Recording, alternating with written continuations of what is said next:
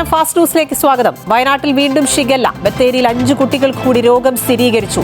നിയന്ത്രണ വിധേയമെന്നും സമ്പർക്കത്തിലൂടെ രോഗം പടരുന്നതായി സംശയമെന്നും ആരോഗ്യമന്ത്രി കെ മുരളീധരൻ. വയനാട് കാട്ടിക്കുളത്ത് കാട്ടാനാക്രമണത്തിൽ പരിക്കേറ്റയാൾ മരിച്ചത് പുളിമൂട് നദിയിലെ രാജു.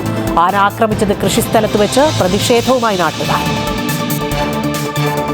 സ്ത്രീകൾക്കും ട്രാൻസ്ജെൻഡേഴ്സിനും തിങ്കളാഴ്ച മുതൽ KSRTC ഓർഡിനറി ബസ്സിൽ സൗജന്യ യാത്ര. തീരുമാനം മന്ത്രിസഭാ യോഗത്തിൽ. സാമ്പത്തിക ബാധ്യത സർക്കാർ നികത്തുമെന്ന് മുഖ്യമന്ത്രി VD സതീശൻ. ഷുഹൈബ് വധക്കേസ് വിചാരണ നടപടികൾക്ക് തിങ്കളാഴ്ച വരെ സ്റ്റേ. ഹൈക്കോടതി നടപടി 3 പ്രതികളുടെ അപ്പീലിൽ. വിചാരണ കോടതി മാറ്റണമെന്ന് പ്രതിഭാഗം. പ്രോസിക്യൂഷനോട് നിലപാടറിയിക്കാൻ കോടതി.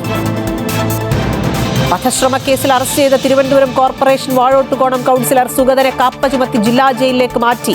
രാത്രിയിൽ സുഗതനെ അറസ്റ്റ് ചെയ്യുന്നതിനിടെ പോലീസ് വെടിയുതിർത്തത് സ്ഥിതിഗതികൾ നിയന്ത്രണ വിധേയമാക്കാനെന്ന് city police commissioner K. Karthik. കുടുംബാംഗങ്ങളെ പോലീസ് മർദ്ദിച്ചെന്ന ആരോപണം പരിശോധിക്കുമെന്നും സിറ്റി പോലീസ് കമ്മീഷണർ.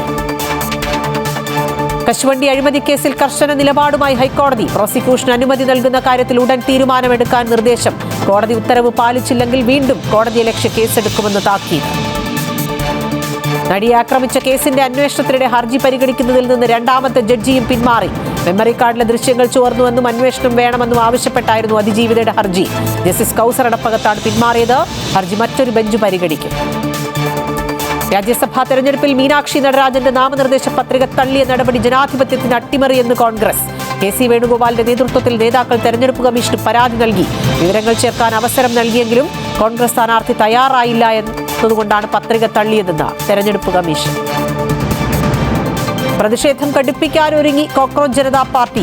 നാളെ മുതൽ രാജ്യവ്യാപക പ്രതിഷേധത്തിന് ആഹ്വാനം. പൂനെയിൽ നിന്ന് സമരപരിപാടികൾക്ക് തുടക്കം കുറിക്കും. നീറ്റ് ചോദ്യപേപ്പർ ചോർച്ച അടക്കമുള്ള വിഷയങ്ങളിൽ കേന്ദ്ര വിദ്യാഭ്യാസ മന്ത്രി ധർമ്മേന്ദ്ര പ്രധാന്റെ രാജി ആവശ്യപ്പെട്ടാണ് പ്രതിഷേധം. മന്ത്രി രാജിക്ക് തയ്യാറായില്ലെങ്കിൽ ജൂൺ 20 മുതൽ ജന്തർ മന്ദിറിൽ അനിശ്ചിതകാല നിരാഹാര സത്യാഗ്രഹം. ഫുട്ബോൾ ലോകകപ്പിന് നാളെ തുടക്കം. ആദ്യ മത്സരം ദക്ഷിണാഫ്രിക്കയും മെക്സിക്കോയും തമ്മിൽ. മത്സരം ഇന്ത്യൻ സമയം രാത്രി 12:30 മുതൽ. ഫാസ്റ്റ് ന്യൂസ് പൂർണ്ണമാകുന്നു. നമസ്കാരം.